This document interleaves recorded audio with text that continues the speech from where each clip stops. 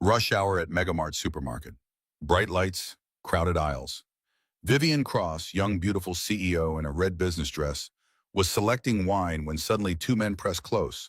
One pressed a small knife against her side. "Don't move or she gets hurt." Customers panicked. Some screamed. Security hadn't reacted yet. At the nearby aisle, Noah Cole, 35, single dad, quietly squeezed his 8-year-old daughter Lily's hand. He twisted the red cord bracelet on his wrist, his voice cutting calmly through the chaos. "You just picked the wrong father and daughter to threaten." The entire supermarket went silent. Vivian turned, eyes wide with shock. Noah Cole lived in the spaces between other people's notice. At 35, he was IT support by day and night security guard 3 evenings a week. Single dad to Lily since his wife died in a car accident 2 years ago. Every dollar counted, every shift mattered, every moment with his daughter was precious. Tonight's Megamart trip was carefully budgeted. Lily sat in the shopping cart, swinging her legs, clutching a piece of paper covered in crooked blue handwriting. Milk, bread, small bear. The bear was underlined 3 times. Her reward for straight A's. The red cord bracelet around Noah's wrist was Lily's creation, braided from yarn during one of his panic attacks after Sarah's funeral. "When you get scared, Daddy, touch the red string and remember to breathe," she'd said. "I made it so you stay calm." He touched it now out of habit. Megamart at rush hour was controlled chaos, the kind of environment where someone could disappear without anyone noticing. Noah hadn't always been invisible.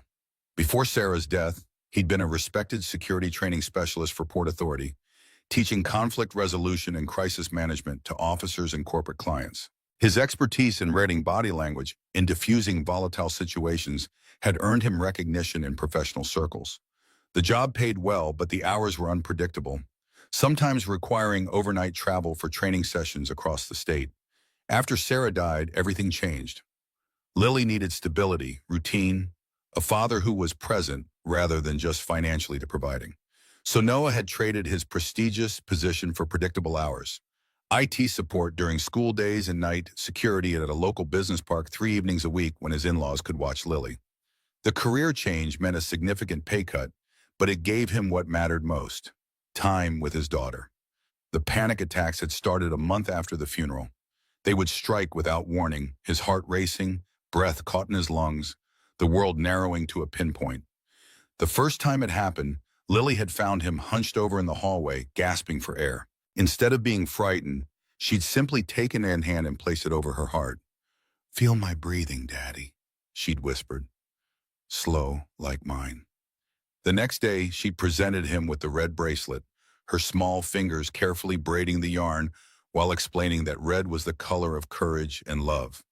Noah's training had taught him to manage crisis situations, but his daughter had taught him how to breathe through his own.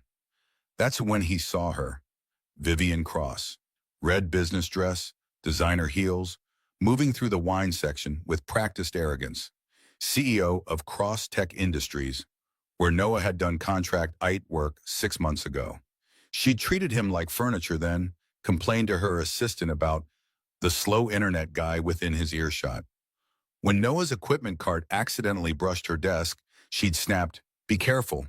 You damage something expensive, you'll be paying it off forever." And the humiliation had been complete and casual, another invisible worker dismissed by someone who mattered. Now here she was, selecting wine that cost more than Noah's weekly grocery budget. "Daddy, look at the bears," Lily pointed at a stuffed animal display. "After we get milk and bread, sweetheart." That's when Noah noticed them. 2 men, mid-30s, moving through the store with purpose. They weren't shopping. Their eyes tracked Vivian's movement, positioning themselves to intercept her path. The coordination was subtle but unmistakable. When Vivian moved toward the wine section, they split up. One went to the aisle's end, the other circled to approach from the opposite direction. Military precision disguised as casual browsing. Noah's security training kicked in. These weren't opportunistic criminals. This was planned. He maneuvered his cart closer while keeping Lily occupied with her shopping list. The men communicated through subtle gestures, head nods, hand signals. Professional criminals with a specific target. When the taller man adjusted his jacket, Noah glimpsed what he was carrying: a utility knife. Small, retractable blade, meant to intimidate, not kill, but dangerous enough. "Daddy, why are those men watching the pretty lady?" Lily whispered. Noah's blood chilled. If his 8-year-old could see the threat, it was already too late for subtlety. The men were closing in. Vivian, oblivious, continued examining wine labels. Other customers moved through their routines, unaware that a crime was about to unfold in broad fluorescent lighting. Noah squeezed the red cord bracelet, feeling its rough texture against his skin, a reminder of what mattered most: protecting innocent people, especially his daughter, from the violence that some people brought into ordinary spaces. He'd walked away from security work after Sarah died, choosing IT contracts and part-time shifts that let him be present for Lily. But training didn't disappear. Instincts didn't fade. The ability to read dangerous situations and respond appropriately, that stayed with you. "Lily, keep looking at your list for me, okay?" he said quietly. "Are we in trouble, Daddy?" "No, baby, but someone else might be, and Daddy needs to help." She nodded solemnly, the way children do when they sense adult seriousness without understanding its full weight. Noah positioned their cart strategically, giving himself clear sightlines and potential resources.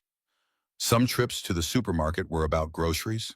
Others were about preventing someone from getting hurt. As Noah continued observing, a flicker of recognition crossed his face. The shorter of the two men, there was something familiar about his movements, the way he scanned the environment. Noah had seen those mannerisms before, in training sessions he'd conducted years ago. The realization hit him with unexpected force. Jason Mercer, former security professional who'd attended Noah's conflict management course at Port Authority. He'd been promising, attentive, asking intelligent questions about threat assessment.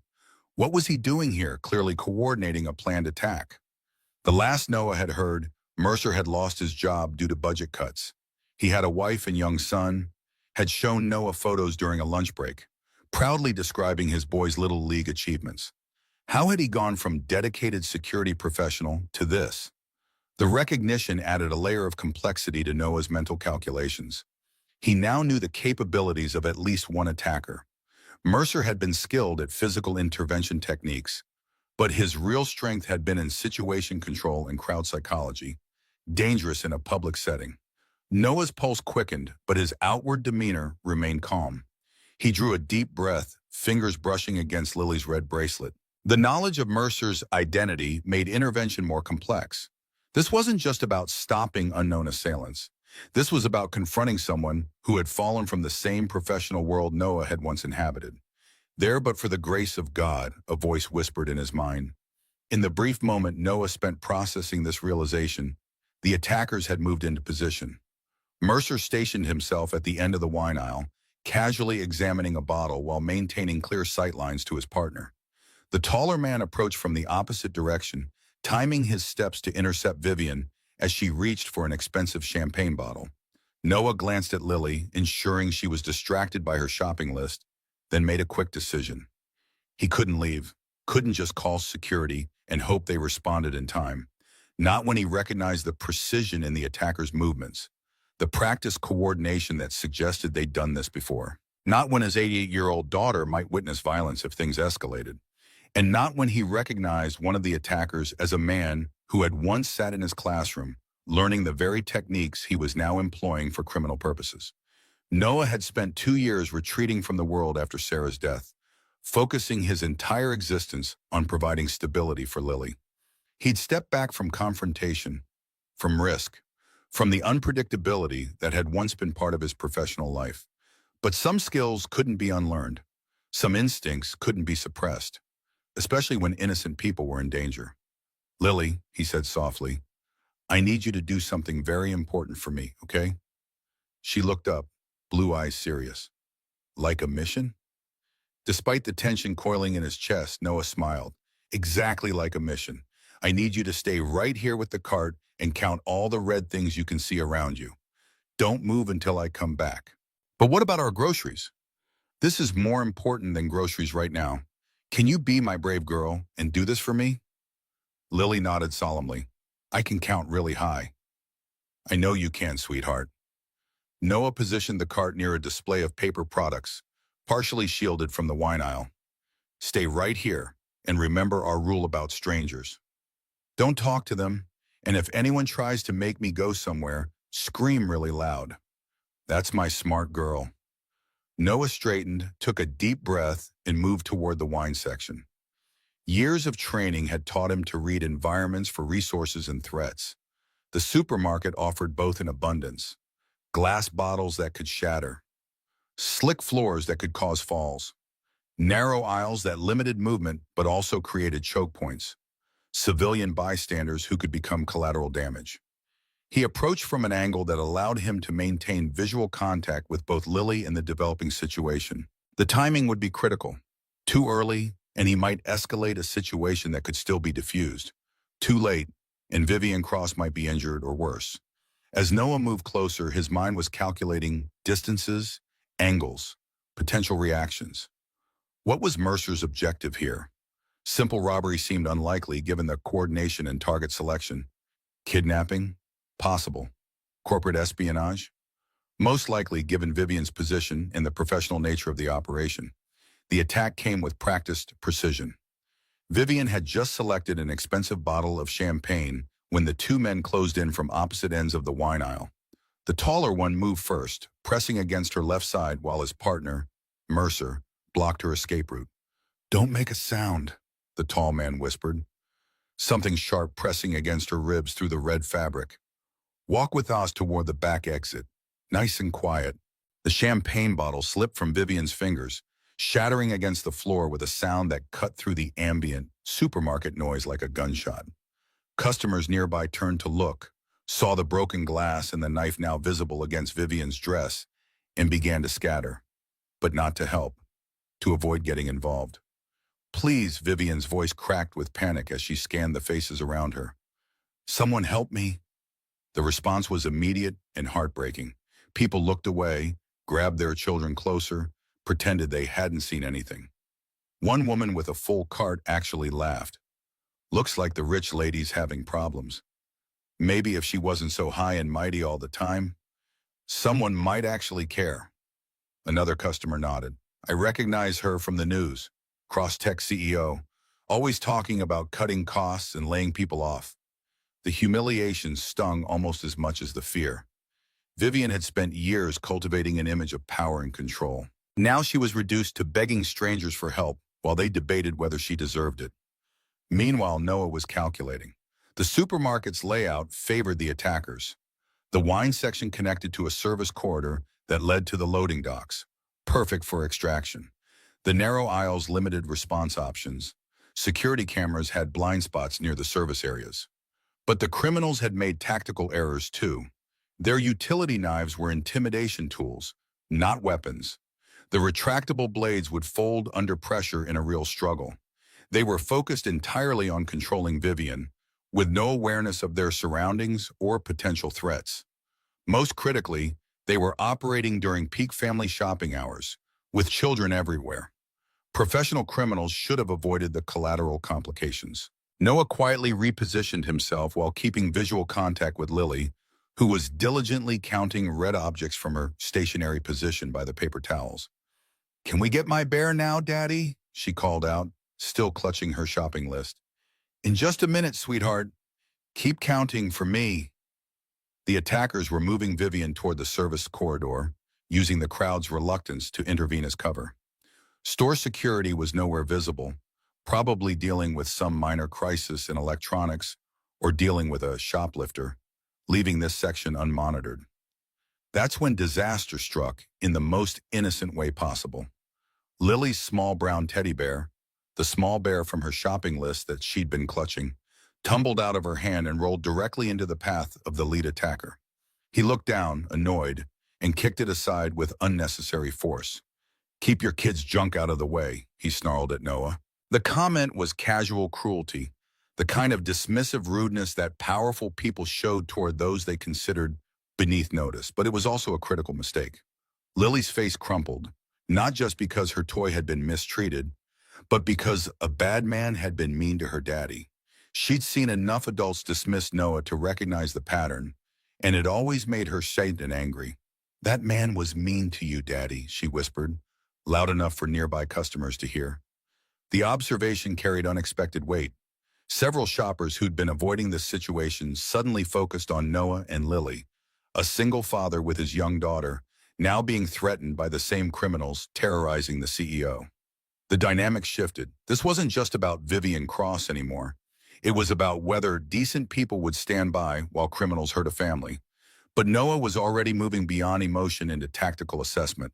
He'd identified his resources: a display of soda bottles that could serve as projectiles, a mop bucket near the customer service desk containing soapy water, paper towels that could be used for restraint or distraction. Most importantly, he'd mapped the lighting angles that would give him advantages without endangering bystanders. The lead attacker was getting impatient with Vivian's resistance. "Move faster, lady, or this gets messy for everyone around here." The threat was clear: hurt the CEO, terrorize the witnesses, escape in the chaos. Classic intimidation escalation when the initial plan hit resistance. "Lily, baby," Noah said quietly, positioning himself between his daughter and the developing crisis. "I need you to close your eyes and count to 20 for Daddy. Is everything okay?"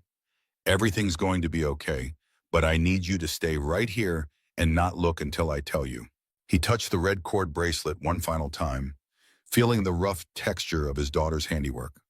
A reminder of what mattered most, what he was willing to protect, and what kind of man he chose to be when violence came to ordinary places. The attackers had made their choice. They'd brought weapons into a space filled with families. They'd threatened an innocent woman. They'd been cruel to his daughter. Now they were about to learn that some fathers were more dangerous than they appeared.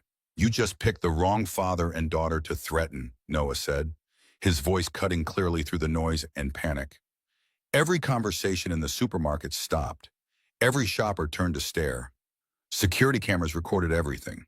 And Vivian Cross, who had once dismissed Noah as unworthy of basic respect, found herself looking into the eyes of the only person willing to risk everything to save her life.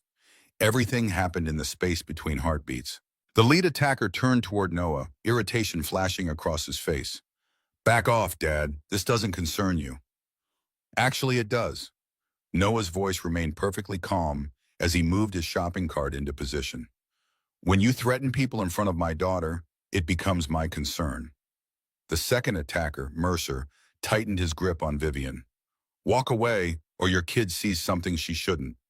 Wrong thing to say. Noah's training kicked in with cold precision. 3 years of night security work hadn't dulled the reflexes he'd developed during his time training conflict resolution for Port Authority. Non-lethal restraint, crowd control, pressure points designed to stop violence without permanent damage. But Noah wasn't at his peak anymore. 2 years of grief had taken their toll. Sleepless nights and skipped meals had hollowed him out in ways that weren't immediately visible. He was still strong, still capable, but not the professional he had once been. The odds weren't in his favor: 2 trained attackers against 1 out-of-practice security expert. Yet something else had replaced his professional edge, something fiercer, more primal. The absolute certainty that he would do whatever necessary to protect his daughter and prevent violence in a place where families shopped. The recognition flashed in Mercer's eyes then, the sudden realization of who Noah was. "Oh? Noah Cole?" The moment of recognition created a fractional hesitation, a split-second opportunity that Noah seized without conscious thought.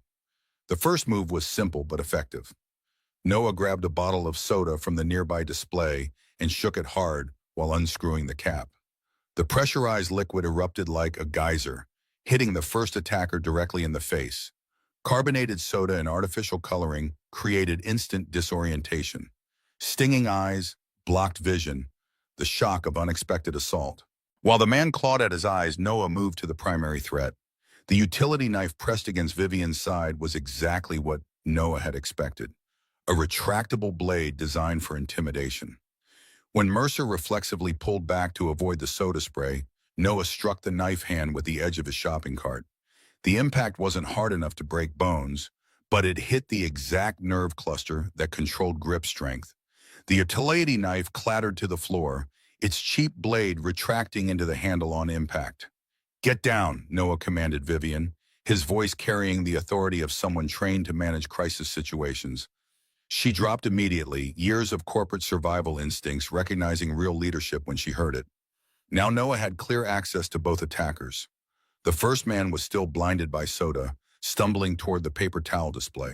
Noah grabbed a handful of the rough brown towels and wrapped them quickly around the man's wrist, creating makeshift restraints, not permanent, but effective enough to control him for the 60 seconds this would take.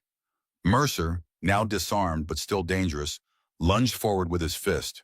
Noah sidestepped and used the man's momentum against him. A simple redirect learned from years of dealing with drunk and aggressive people during his security shifts. But this time something went wrong. Noah's foot slipped in the spilled soda, throwing off his balance just enough that Mercer's punch connected with his ribs instead of passing harmlessly pumping. Sharp pain flared along Noah's side, a reminder that he wasn't the professional he once was, that 2 years of grief had eroded more than just his emotional defenses. Mercer pressed his advantage, following with a second punch aimed at Noah's face. Noah barely managed to deflect it, the force still sending him stumbling back against the wine display. Several bottles crashed to the floor, creating a hazardous landscape of glass and liquid. For a heartbeat, doubt flashed through Noah's mind. He wasn't ready for this. He was out of practice, operating on instinct rather than current training. He might fail, might get hurt, might let Lily see her father beaten. The thought of Lily centered him again. He touched the red bracelet, felt its rough texture against his skin. Breathe, he told himself. Breathe and think. Noah's strength had never been in overpowering opponents. It had been in observation, in reading situations and people, in finding unexpected solutions. He scanned his environment with new intensity, noting the spilled wine creating a slick surface, the fallen bottles providing obstacles, the growing crowd of onlookers creating both complications and opportunities. An older man stood at the edge of the crowd, military posture, alert eyes assessing the situation with professional interest. Their gazes met briefly, an unspoken communication passing between them. The man nodded almost imperceptibly and began quietly directing other customers back, creating space, reducing potential collateral damage. Noah recognized another resource, someone with training, someone who understood what was happening. Not direct help, but containment, preparation. Mercer advanced again, more cautious now, recognizing Noah as a genuine threat rather than an inconvenience. You should have stayed with your kid, Cole. This isn't your fight. You brought the fight to my daughter when you kicked her bare, Noah replied, voice steady despite the pain in his side. And when you threatened an innocent woman in a public space. Innocent, Mercer scoffed. You know what her company does? How many lives they destroy with their outsourcing and cost-cutting? People like her don't care about people like us. And this fixes that how exactly. The conversation created a critical delay, seconds for Noah to regain his balance, to calculate his next move, to let the adrenaline override the pain in his ribs. The first attacker was recovering now, wiping soda from his eyes with his free hand, the paper towel restraint still limiting his mobility, but not completely disabling him. Noah needed to end this quickly, before the situation escalated beyond his control. He feinted left, then dropped low, sweeping Mercer's legs from under him. The move sent fresh pain shooting through Noah's side, but achieved its purpose. Mercer fell hard, the back of his head striking the edge of a lower shelf, not enough to cause serious injury, but sufficient to disorient him momentarily. The first attacker had managed to tear away the paper towel restraint and was reaching inside his jacket, potentially for another weapon. Noah had no time for finesse now. He grabbed the mop bucket from the nearby customer service desk and upended it directly in the man's path. Soapy water, industrial floor cleaner, and the hard plastic rim of the bucket created a perfect storm of disorientation and injury. The man went down hard, slipping on the spreading puddle of cleaning solution. Noah was on him immediately, using another handful of paper towels to secure the man's hands behind his back. Again, not permanent restraints, but enough to keep him controlled until proper help arrived. Mercer was struggling to rise, still dazed from the impact. Noah turned to face him, calculating the risk of approaching versus maintaining distance. The decision was made for him when the older man from the crowd stepped forward, placing a firm boot on Mercer's chest. Stay down, son, the man said calmly with the unmistakable authority of military command. You've made enough bad choices today. Mercer looked up, assessed the newcomer, and wisely decided to remain still. Total elapsed time, 43 seconds. Two attackers neutralized using nothing but supermarket supplies and techniques designed to stop violence rather than escalate it. The store had gone completely silent. Every customer, every employee, every security camera was focused on the single father who had just dismantled a kidnapping attempt using soda bottles and paper towels. Lily peeked around the shopping cart, her eyes wide. "Daddy, did you win?" Noah felt the adrenaline beginning to fade, the pain in his ribs making itself known with greater intensity. He managed a smile for his daughter. "We all won, sweetheart. The bad men can't hurt anyone now." That's when the security guards finally arrived, followed immediately by police sirens wailing in the parking lot. Noah knelt beside Vivian, who was still crouched behind the wine display, shaking. "Are you hurt?" he asked gently. She shook her head, unable to speak. Her perfectly styled hair was disheveled, her expensive dress stained with soda and wine, but she was unharmed. "Sir," one of the police officers approached Noah. "We're going to need a statement about what happened here." Noah reached into his pocket and pulled out his phone, scrolling through the photos he'd taken earlier. "I documented their suspicious behavior starting about 10 minutes ago. Coordinated movement, targeting behavior, weapons assessment. I have timestamps and clear images of both suspects." The officer stared. "You were gathering evidence before the attack even started?" "Security training, old habits." Noah handed over his phone. "You'll also want to check the store cameras. I positioned myself to make sure everything was captured clearly." A murmur rippled through the crowd of onlookers. This wasn't just a lucky intervention by a concerned citizen. This was professional-level threat assessment and response. Vivian slowly stood up, using the wine rack for support. She looked at Noah with an expression somewhere between gratitude and disbelief. "I know you," she said quietly. "You worked at Cross Tech. IT support." "Contract work, 6 months ago," Noah confirmed, wincing slightly as he straightened, one arm wrapped protectively around his ribs. The recognition was dawning on her face, along with something that might have been shame. "I remember. I wasn't very kind to you." Noah shrugged, immediately regretting the movement as pain flared along his side. "You were having a bad day. Everyone has bad days."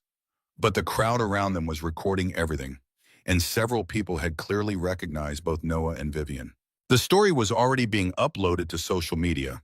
The CEO who dismissed the IT contractor, saved by that same man when her life was in danger. "Why the memory?"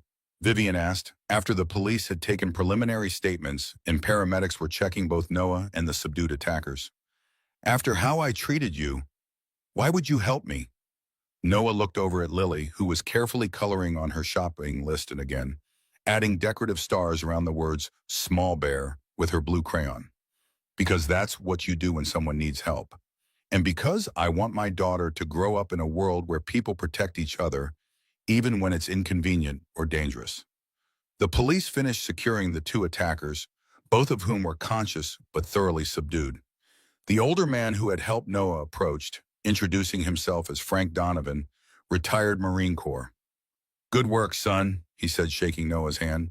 "Haven't seen civilian intervention like that since I left the service. You've had training." "Some," Noah admitted. "Not as current as I should be." "Current enough." Frank nodded toward the attackers being led away. "You handled that better than most would have, especially protecting the civilians and minimizing damage."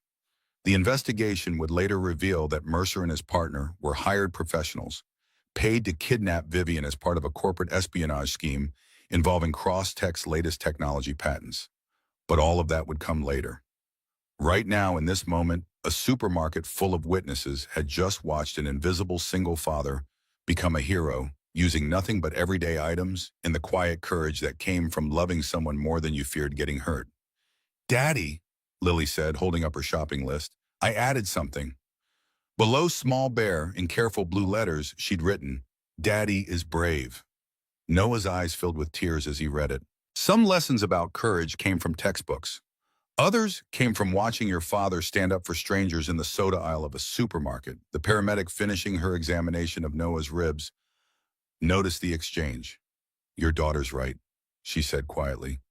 What you did was incredibly brave, incredibly foolish too, but brave. Are you going to need x-rays, sir? Her partner asked, indicating Noah's ribs. Noah shook his head. Just bruised, I think. I've had worse. At least let us wrap them for you. As the paramedics applied a supportive bandage around Noah's midsection, Vivian approached again. She'd been giving her statement to the police, and the shock was beginning to wear off, replaced by something more complex, a mixture of gratitude and uncertainty. The officers say I owe you my life, she said. They think these men were planning to use me to access proprietary technology at Crosstech. She hesitated, clearly uncomfortable with vulnerability. I'm not good at this sort of thing, but thank you. Noah nodded, accepting her thanks without making it more difficult for her. How did you know? She asked. What to look for, I mean. Most people wouldn't have noticed anything wrong until it was too late. I used to train security personnel in threat assessment and intervention techniques, Noah explained, before I switched to IT work. Why would anyone make that career change? The question wasn't asked unkindly, just with genuine curiosity. Noah looked over at Lily, now happily examining her recovered teddy bear for damage. My wife died 2 years ago. Car accident. Lily needed stability more than we needed the extra income from my security work. I ate contracts, let me be home when she gets out of school, and my night security shifts are only when my in-laws can watch her. Understanding dawned on Vivian's face. You gave up your career for your daughter. I changed careers for my daughter, Noah corrected gently. It's not the same thing. Before Vivian could respond, a flurry of activity at the store entrance announced the arrival of more police, along with what appeared to be corporate security personnel in suits. Ms. Cross, one of the suited men, approached urgently. Are you all right? The board has been notified of the incident, and they're extremely concerned. I'm fine, Thomas, thanks to Mr. Cole here. Vivian gestured toward Noah. He intervened when no one else would. Thomas gave Noah a cursory glance, the kind of assessment that categorized and dismissed someone in the same moment. Yes, well, we'll make sure he receives an appropriate thank you. Right now, we need to get you somewhere secure. The media is already gathering outside. The supermarket manager approached, looking both concerned and calculating, aware that her store was about to receive an unprecedented amount of publicity. Mr. Cole, is there anything we can do for you and your daughter? Perhaps complimentary groceries for your trouble? Noah shook his head. We just need to finish our shopping list. Milk, bread, and he smiled at Lily, one small bear. Of course. Please allow me to personally assist you. As the manager led Noah and Lily toward the dairy section, Vivian called after them. Mr. Cole, Noah, I'm sure we'll speak again soon. Crosstech owes you a considerable debt. Noah nodded politely but said nothing. He had no expectation of further interaction with Vivian Cross or her company. The gulf between their worlds was too wide, the encounter merely a momentary intersection of two very different lives. By tomorrow, she would be back in her executive suite, and he would be troubleshooting printer connections in office cubicles. Some distances couldn't be bridged by a single act of courage, no matter how dramatic. Frank Donovan, the retired Marine, fell into step beside Noah as they walked. Got a minute, son? Looks like I'm being escorted on a VIP shopping trip, Noah replied with a wry smile, gesturing to the hovering manager. You handled yourself well back there, but you're favoring your left side. Ribs? Noah nodded. Nothing serious. Still might put you out of commission for a few days. You mentioned night security work? 3 evenings a week. Why? Frank handed Noah a business card. I run a security consulting firm, nothing fancy, mostly training for corporate clients, some risk assessment, always looking for people who can actually handle themselves in real situations, not just talk about theory. Give me a call when those ribs heal up. Might have some flexible work that pays better than night shifts. Noah took the card, surprised. I appreciate it, but my schedule's pretty tight with Lily. Family comes first, Frank agreed. That's why all my contractors set their own hours. Think about it. World needs more men like you teaching others how to handle themselves. With that, the older man nodded respectfully and walked away, leaving Noah holding the business card and feeling as though the ground had shifted beneath his feet. "Daddy, can we get ice cream too?" Lily asked, oblivious to the significant exchange that had just occurred. "Since you were a superhero today." Noah tucked the card into his pocket and smiled at his daughter. "I think that can be arranged, sweetheart." By the time they finished their shopping, the media presence outside the store had grown considerably. Noah guided Lily toward the side exit, hoping to avoid the cameras. The last thing he wanted was his daughter's face splashed across the evening news. But as they loaded their groceries into their modest sedan, a reporter spotted them. Sir, are you the man who stopped the attack on Vivian Cross?" Noah placed himself between the approaching reporter and Lily. "No comment, please. My daughter's had enough excitement for one day." "The video's already going viral," the reporter persisted. "People are calling you the grocery store hero. Can you just tell us what made you step in when everyone else backed away?" "Please," Noah said firmly. "We just want to go home." Recognizing Noah's protective stance, the reporter backed off slightly. "Of course, but people will want to know your story. Would you consider an interview later on your terms?" "Maybe, not today."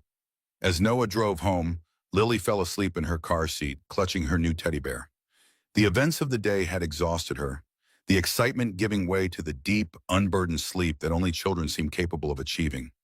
Noah's ribs throbbed with each breath, a painful reminder of how close he'd come to failure. He wasn't as young as he used to be, wasn't as fast or as strong. If Frank hadn't stepped in to help with Mercer, if the attackers had been armed with real weapons instead of utility knives, if they'd been more prepared for resistance, the outcome could have been very different. Yet despite the pain and the what-ifs circling in his mind, Noah felt something he hadn't experienced in the 2 years since Sarah's death, a sense of purpose beyond mere survival. For years, his entire focus had been on creating stability for Lily, on building a life that was predictable and secure. Today had reminded him that sometimes security came not from avoiding danger, but from facing it directly. As he pulled into the driveway of the small house he and Lily had moved into after selling the family home, too many memories, too much space, too expensive, Noah noticed the message light blinking on his phone. 3 missed calls from numbers he didn't recognize, and 1 text message from his former supervisor at Cross Tech. "Saw the news. Board members asking about you. Call me." Noah silenced the phone and carefully lifted his sleeping daughter from the car. Some things were more important than viral videos or corporate inquiries. Right now, all that mattered was getting Lily into bed and finding enough painkillers to dull the throbbing in his side. Tomorrow would bring its own challenges. For tonight, they were safe. They had each other, and they had successfully completed their shopping list: milk, bread, small bear, and the unwritten item that mattered most: coming home together. The video exploded across every platform within hours. "Single Dad Saves CEO from Kidnapping Using Soda Bottles and Paper Towels" became the most watched story of the week. The footage, captured by multiple customer phones, showed everything: the attackers threatening Vivian, Noah's calm response, the takedown using everyday supermarket items, and most powerfully, Lily adding, "Daddy is brave" to her shopping list. The hashtag CalmDad went viral instantly. Comments flooded in from around the world. "When you threaten someone's family in front of a trained security expert disguised as a grocery dad." Plot twist: the IT guy she fired just saved her life with carbonated beverages. That little girl writing "Daddy is brave" broke me completely. Noah awoke the morning after the incident to an incessant buzzing from his phone. 37 missed calls, hundreds of notifications, and messages from people he hadn't spoken to in years. His email inbox had exploded with interview requests from national news outlets. Even his rarely used social media accounts were flooded with friend requests and messages. He set the phone down with a grimace, the movement sending a sharp reminder of yesterday's confrontations shooting through his ribs. The bruising had blossomed overnight, painting his left side in spectacular shades of purple and blue. The paramedic had been right. Nothing broken, but he wouldn't be moving comfortably for at least a week. "Daddy, are you famous now?" Noah turned to find Lily standing in his bedroom doorway, still in her unicorn pajamas, hair tousled from sleep. She clutched her new teddy bear, now wearing a makeshift bandage where its arm had been reattached after yesterday's incident. Not famous, sweetheart. Just in the news a little bit. Mrs. Peterson next door called. She said you're on TV. Noah sighed. Of course they were on television. The confrontation had everything the media craved: danger, heroism, a cute kid, and a wealthy CEO humbled by ordinary citizens. Add in the David versus Goliath dynamic of an IT contractor saving the executive who dismissed him, and it was irresistible. How about some breakfast? Noah deflected, pushing himself upright with a carefully concealed wince. Pancakes? While Lily arranged her stuffed animals at the kitchen table, Noah turned on the coffee maker and tried to ignore the insistent buzzing of his phone. He needed normalcy this morning, routine and quiet to process what had happened and decide how to move forward. Fame, even 15 minutes of it, wasn't something he had ever sought or wanted.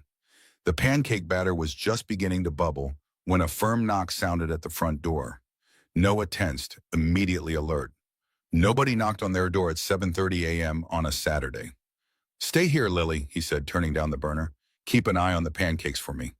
She nodded solemnly, accepting the wooden spoon he handed her as if it were a sacred trust. The peephole revealed a professionally dressed woman with a tablet and a determined expression. Not media, they would have brought cameras. Process server, maybe? Insurance representative? Noah opened the door cautiously, keeping his body positioned to block any view into the house where Lily might be visible. "Mr. Cole? Noah Cole?" The woman's tone was brisk, but not unfriendly. "Yes, how can I help you?" She extended her hand. "Rebecca Winters, Chief of Security for Cross Technologies. May I have a moment of your time?" Noah didn't take her hand immediately, assessing the situation. "It's Saturday morning, Ms. Winters. I'm making breakfast for my daughter." "I understand, and I apologize for the intrusion." She lowered her hand without offense. "However, the matter is time-sensitive and directly related to yesterday's incident. 10 minutes, that's all I ask." Noah considered his options. Turning her away would only delay the inevitable. Crosstech would want statements, perhaps liability waivers. Better to handle it now than have it hanging over his head. 10 minutes, he agreed, stepping back to allow her entry. "I have pancakes on the stove." Rebecca followed him to the kitchen where Lily was carefully watching the pancake batter, spoon poised for action. "You must be Lily," Rebecca said, her professional demeanor softening slightly. "I've heard you're an excellent shopping list manager." Lily looked to her father for guidance on how to respond to this stranger. At his reassuring nod, she replied, "I write very neatly with blue crayon. Are you one of the people who was mean to Daddy at his work?" The directness of the question seemed to catch Rebecca off guard. She recovered quickly. "No, I'm new at Cross Technologies. In fact, I started after your daddy finished his contract with us." Noah returned to the stove, flipping pancakes while keeping one ear on the conversation. "What can I do for Crosstech on a Saturday morning, Ms. Winters?" Rebecca placed her tablet on the counter, careful to keep it away from potential pancake splatter. "First, I want to personally thank you for what you did yesterday. Vivian Cross is not just our CEO. She's the driving force behind technology that will revolutionize medical diagnostics. Her kidnapping would have been catastrophic on multiple levels." Noah acknowledged her thanks with a nod as he slid perfect golden pancakes onto Lily's waiting plate. "The investigation revealed the corporate espionage angle?" "Yes, Jason Mercer and his partner were hired by competitors to extract proprietary information. Quite sophisticated operation. They'd been planning it for weeks." She paused, watching as Noah carefully cut Lily's pancakes into manageable pieces. "Which makes your intervention all the more remarkable. You spotted them despite their professional training." "Like I said, old habits." Noah poured more batter onto the griddle. "But I doubt you came here just to thank me." Rebecca's expression turned more serious. "No, I came with a proposition. Crosstech's board held an emergency meeting last night after reviewing both the security footage and our internal protocols. They were disturbed by what they found." "Meaning?" "Meaning that 6 months ago, when you did work for us, you submitted a comprehensive security assessment that identified significant vulnerabilities in our executive protection protocols. An assessment that Vivian rejected as unnecessarily expensive and paranoid." Noah remembered the report well. He'd spent extra hours compiling it, going beyond his IT contract to highlight security concerns he'd noticed throughout the building. Doors that remained unlocked, blind spots in camera coverage, staff who wore identification badges in public, making them identifiable as cross-tech employees. Vivian had dismissed his concerns without reading past the first page. Yesterday proved every point in your rejected assessment, Rebecca continued. Our executive protection failed completely, leaving our CEO vulnerable to exactly the kind of targeted attack you warned about. Lily, having finished her pancakes, was now drawing on a placemat, seemingly absorbed in her artwork, but obviously listening to every word. Again, I appreciate the acknowledgement, Noah said, serving himself breakfast and gesturing to offer some to Rebecca, who declined with a polite wave. But I'm still not seeing why this required a Saturday morning house call. Rebecca straightened, shifting into what Noah recognized as a prepared pitch. The board has authorized me to offer you a position as special security consultant to Cross Technologies, focusing specifically on executive protection and corporate security protocols. Noah paused with his fork midway to his mouth. I'm an IT contractor, Miss Winters. You're a former Port Authority security trainer with expertise in threat assessment and nonviolent intervention who happens to also have IT skills. Your dual background is precisely what makes you valuable to us. She slid the tablet toward him, displaying a contract with terms that made Noah's eyebrows rise involuntarily. The salary was nearly triple his current combined income from IT work and night security shifts. This is generous, he admitted, scanning the key points. But also impossible. I'm a single parent. My entire work schedule is built around being available for Lily. Rebecca nodded as if she'd anticipated this objection. The position includes flexible hours, the ability to work remotely 3 days a week, and complete autonomy in setting your on-site schedule. We're not asking you to change your priorities, Mr. Cole. We're offering to align our needs with them. Lily, who had been quietly drawing, suddenly spoke up. Does this mean Daddy won't have to work at night anymore? Because Grandma says he works too much and gets tired. The innocent question hit Noah with unexpected force. His night security shifts meant time away from Lily, evenings when he came home exhausted, mornings when he struggled to be fully present for her.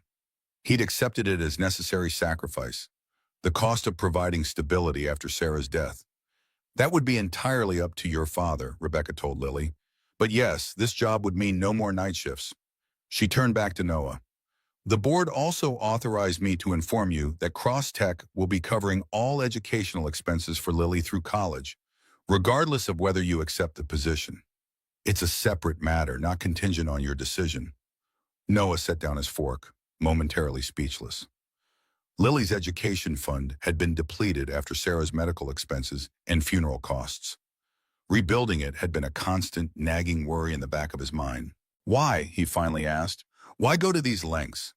Rebecca's professional veneer cracked slightly, showing a glimpse of genuine emotion.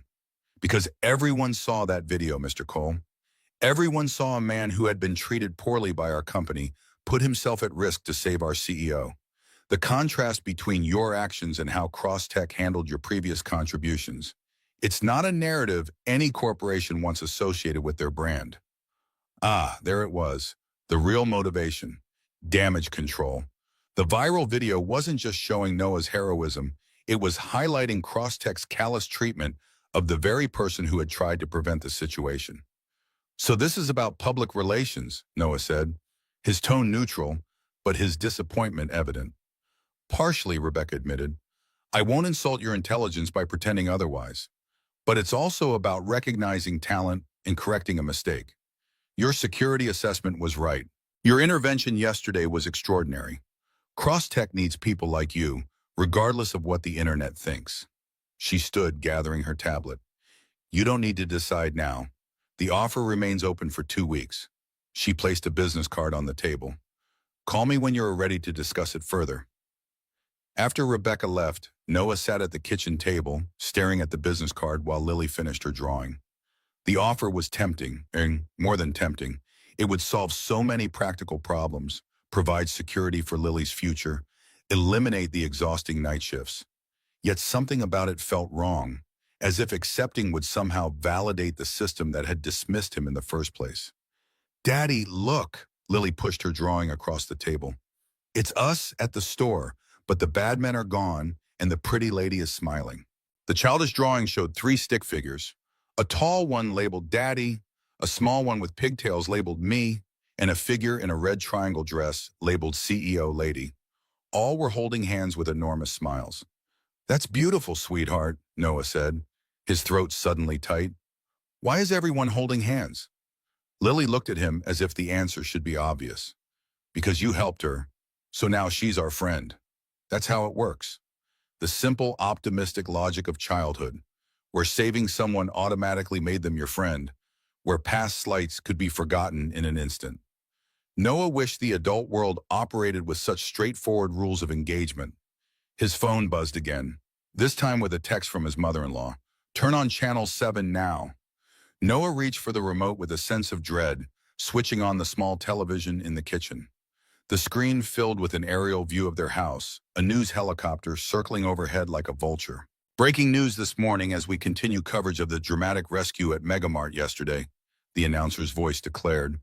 "We're live outside the home of Noah Cole, the heroic father who saved tech CEO Vivian Cross from armed kidnappers using only household items found in the supermarket."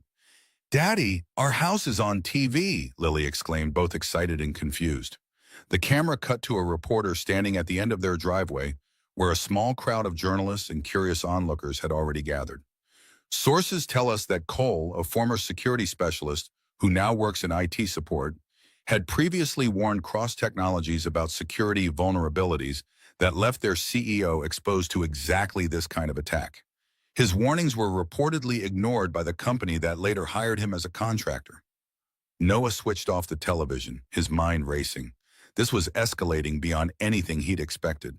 Their home address being broadcast, reporters camped outside, the implied corporate negligence angle, all of it creating a narrative he'd never asked for or wanted. "Are those people going to come to our door?" Lily asked, suddenly less excited and more anxious. "No, sweetheart, we're not going to talk to them." Noah pulled out his phone and dialed his in-laws. Sarah's parents had been his rock since her death, stepping in to help with Lily and providing emotional support when he felt most adrift. "Hey, Barbara, it's me. You've seen the news?" "Yeah, I was hoping we could come over for the day, maybe stay the night." The reporters, "Exactly. We'll pack a bag, thanks." As Noah helped Lily gather her essentials for an overnight stay, his phone rang again. This time, the caller ID showed a number he recognized. Frank Donovan, the retired Marine who had helped subdue Mercer at the supermarket. "Cole, you've seen what's happening?" Frank's voice was gruff with concern. "Just did. We're heading to my in-laws until things calm down." "Good. These media frenzies burn hot but fast. Listen, I've got some experience managing this kind of attention. Military taught me a few things about deflecting unwanted spotlights. Want some advice?" Noah paused in the middle of packing Lily's favorite pajamas. "I'd appreciate it. Don't run. Control the narrative. Give them one interview on your terms at a neutral location. Answer their questions, be humble but confident, then firmly state that's all you're saying on the matter. They'll respect boundaries if you establish them clearly. And if they don't," Frank's chuckle held little humor, "then you call me and I'll show them what a cranky old Marine thinks about harassing a single father and his little girl." The offer of support, coming from a man he barely knew, caught Noah off guard. Since Sarah's death, he'd grown accustomed to handling everything alone, reluctant to lean on others beyond the practical childcare help from his in-laws. "I appreciate that," Noah said, meaning it. "One more thing," Frank added.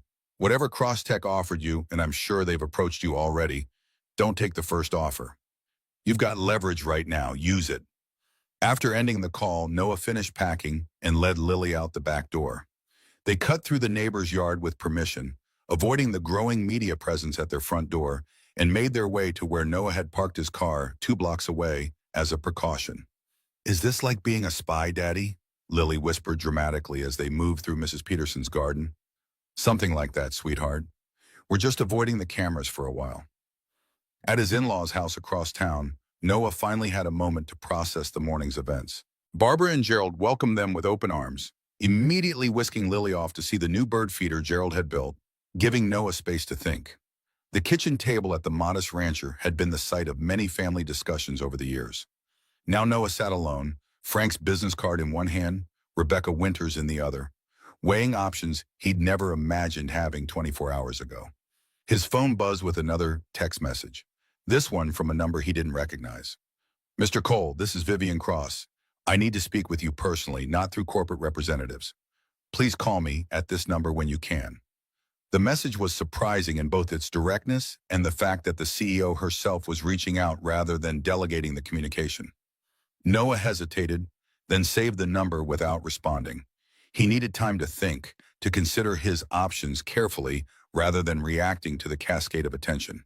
Gerald entered the kitchen, 2 cups of coffee in hand.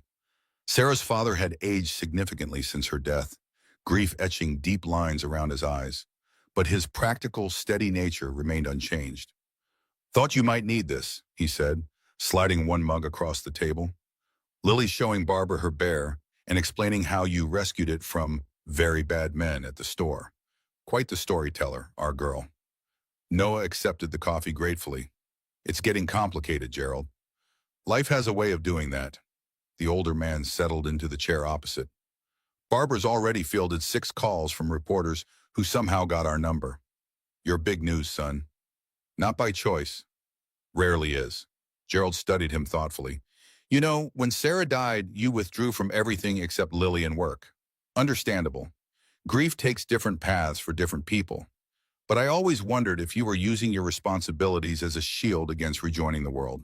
The observation, gentle but pointed, struck uncomfortably close to home. Noah had indeed retreated after Sarah's death, narrowing his focus to the essential task of providing for and protecting Lily. It had been safer that way, more controllable. Maybe, he admitted, but this isn't exactly the re-entry I would have chosen. Gerald nodded. Life rarely asks our permission before changing course. Question is, what are you going to do with the opportunity? Opportunity? Noah repeated. Having reporters camped on my lawn and corporate executives suddenly discovering I exist? The opportunity to step back into the larger world, to use the skills you set aside after Sarah died, to show Lily that her father isn't just a protector but a builder, a creator of something beyond just safety. The perspective shift was unexpected. Noah had been viewing the attention as an intrusion, a problem to be managed and then escaped. Gerald was suggesting it might be something else entirely, a doorway rather than an obstacle. Before Noah could formulate a response, his phone rang again. This time the display showed his night security supervisor's number. Dave, hey, Noah answered, already anticipating the conversation. Cole, saw you on the news. Impressive work. Dave's voice held genuine admiration. Listen, hate to add to what I'm sure is a crazy day, but I need to know if you're going to make your shifts next week. Got calls from 3 networks wanting to set up interviews at the business park during your patrol. Can't have that kind of disruption. Noah closed his eyes briefly. Of course the media would track down his workplace. Of course they would try to film him doing his security rounds. The night shift that had been a stable, reliable part of his carefully constructed life was now compromised. I understand, he said. Let me think about it and get back to you tonight. Sure thing. And Cole, whatever you decide, you've got a job here as long as you want it. Not everyone would have done what you did. The conversation left Noah feeling both grateful for Dave's support and increasingly cornered by circumstances beyond his control. His carefully constructed life, the balanced schedule, the manageable routine, the spaces where he could function without drawing attention, was unraveling around him. Gerald, who had been listening to Noah's side of the conversation, pushed a notepad across the table. Make a list, all the options, all the concerns, all the possibilities. Your mother-in-law swears by it. The suggestion was so practical, so characteristic of Gerald's approach to life, that Noah found himself smiling despite everything. Sarah had inherited that same methodical problem-solving from her father. She would have had a spreadsheet created already, with color-coded categories and weighted decision factors. Sarah would know exactly what to do, Noah said quietly. Gerald's expression softened. Maybe, or maybe she'd be just as overwhelmed. What I do know is that she'd want you and Lily to thrive, not just survive. She'd want you to use every talent you have, not just the ones that fit neatly into a safe routine. As Noah began jotting down his options, Lily burst into the kitchen, Barbara following behind with an apologetic expression. Daddy, Grandma let me watch TV, and you're on it again. They're showing the video where you made the bad men fall down with soda. Noah set down his pen, accepting Lily onto his lap despite the protest from his bruised ribs. Are they? And what did you think about that? It looks scary, she admitted, but you weren't scared at all. Noah exchanged a glance with Gerald, who raised an eyebrow in silent challenge. How much truth did a child need? How much should be carefully filtered? Actually, I was scared, Noah told his daughter. Being brave doesn't mean not feeling scared. It means doing what's right, even when you are scared. Lily considered this, her small brow furrowed in concentration. Like when I got the shot at the doctor's office, and I was scared, but I did it anyway. Exactly like that. Were you scared when Mommy died? The question came without warning, as children's questions often did, cutting straight to the heart of matters adults carefully circled. Noah felt Gerald and Barbara both watching him, waiting to see how he would navigate this moment. Since Sarah's death, he and Lily had spoken of her often, keeping her memory alive through stories and photographs. But they rarely discussed the raw emotions of that time. I was terrified, Noah admitted, holding his daughter close. More scared than I've ever been in my life. I was scared about taking care of you alone. Scared about how much it hurt to lose Mommy. Scared about what our life would look like without her. But you did it anyway, Lily said, making the connection herself. You were brave like at the store. I tried to be. Sometimes I wasn't very good at it. Sometimes I'm still not. Lily wrapped her arms around his neck, a gesture of comfort that nearly undid him. It's okay, Daddy. We can practice being brave together. Over Lily's shoulder, Noah saw Barbara wiping away a tear while Gerald nodded with quiet approval. The simple wisdom of children. That courage was a skill to be practiced, not an inborn trait some possessed and others lacked. That fear and bravery could coexist. That sometimes the most courageous acts happen not in supermarket confrontations, but in ordinary moments of grief and growth. That sounds like an excellent plan, sweetheart, Noah agreed, his voice rough with emotion. The rest of the day passed in the comforting routine of family time. Lunch in the backyard, Lily helping Gerald with his garden, Barbara showing Noah the scrapbook of news clippings she'd already begun collecting about his heroic adventure, as she called it. The normalcy was both soothing and slightly surreal, given the media circus likely still camped outside their home. By evening, Noah had made his decision. He called Dave and resigned from his night security position, explaining that the circumstances made it impossible to continue. Dave understood, even offering to keep the position open for a few months in case things changed. Next, Noah called Frank Donovan, accepting his offer of guidance through the media attention. Smart move, Frank approved. I'll set up one interview, controlled environment, limited time. They get their story. You set your boundaries. Everyone moves on. Thank you, Noah said, genuinely grateful. For the help at the store and for this. Marines look out for each other, even the almost Marines, Frank replied, referring to Noah's near enlistment years ago before a minor medical issue had disqualified him. Besides, what you did took guts.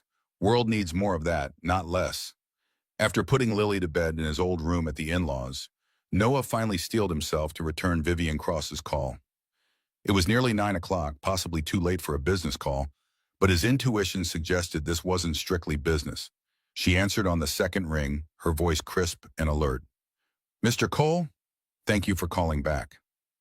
Ms. Cross, you wanted to speak with me? There was a brief pause, as if she were carefully considering her words. Yes, not as CEO to contractor, but as the woman you helped to the person who helped her. I'd like to meet somewhere private, away from corporate representatives and media. Noah hadn't expected this. The corporate job offer, yes. Media attention, certainly. But a personal meeting with the CEO whose dismissive treatment had been broadcast alongside his heroic intervention? That was unexpected. May I ask why? He inquired, keeping his tone neutral.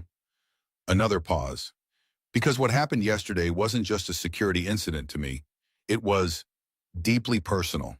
And your intervention was equally personal. I need to understand why you did it, especially given our previous interaction. The vulnerability in her voice was surprising. Vivian Cross, by reputation and Noah's brief experience, was not someone who admitted to needing anything, especially understanding. All right, he agreed, but I'm staying with family right now, avoiding the media attention, and my daughter is my priority. Of course, with tomorrow evening work, I can come to you wherever is convenient. No assistance, no corporate security, just me.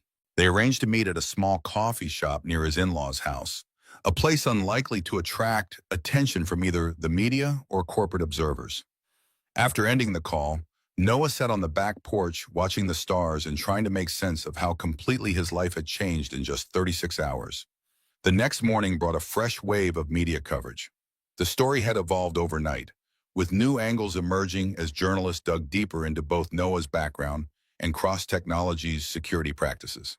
Someone had leaked portions of Noah's rejected security assessment, creating a narrative of corporate negligence that was rapidly gaining traction. They're calling it the warning they ignored, Barbara reported, showing Noah the headline on her tablet over breakfast. This says your security report specifically mentioned executive vulnerability during public appearances and recommended protocols that would have prevented the kidnapping attempt. Noah sighed. The report was much broader than that, covering everything from building access to information security. Someone's cherry-picking to make a better story. Gerald joined them at the table, his expression troubled. They're also digging into your background, son. That reporter on Channel 4 mentioned Sarah's accident, said it was what made you change careers. They're framing it as a tragic backstory for the hero. The intrusion into his personal tragedy hit Noah like a physical blow. Sarah's death wasn't a narrative device or a character motivation in some drama. It was the shattering of his world, the loss of his partner, the moment that had forever changed Lily's childhood. To see it reduced to a plot point in the media's constructed narrative felt like a desecration. "Daddy, can we go home today?" Lily asked, oblivious to the adult's concern as she carefully arranged fruit shapes on her pancake. "I need to water my plants, and Bear needs his special blanket from my room." The innocent question brought Noah back to the immediate concern, how to manage this situation while maintaining some normalcy for Lily. She couldn't stay isolated at her grandparents' house indefinitely, but returning home meant facing the media presence that had likely only grown since yesterday. Frank Donovan arrived mid-morning as promised, bringing with him a plan for handling the media attention. "I've arranged one interview, Diane Chen from National Morning. She's fair, professional, and won't sensationalize your story. The station has agreed to our terms. Neutral location, 30 minutes max, no questions about your daughter or your late wife, and a clear statement that this will be your only interview." "When?" Noah asked, impressed by the thoroughness of the arrangements. "Today at 3. After that, we issue a polite but firm statement that you're declining all other interview requests and asking for privacy as you and your daughter return to your normal routine. And if they don't respect that?" Frank's expression hardened slightly. "Then they deal with me, and I'm a lot less polite when people don't listen the first time." The interview, when it happened, was as professional as Frank had promised. Diane Chen asked thoughtful questions about Noah's security background, his assessment of the situation at Megamart, and his perspective on civilian intervention in potentially dangerous situations. She respected the boundaries regarding Lily and Sarah, focusing instead on the professional aspects of the incident. "Many people are calling you a hero," she said toward the end of their allotted time. "How do you respond to that characterization?"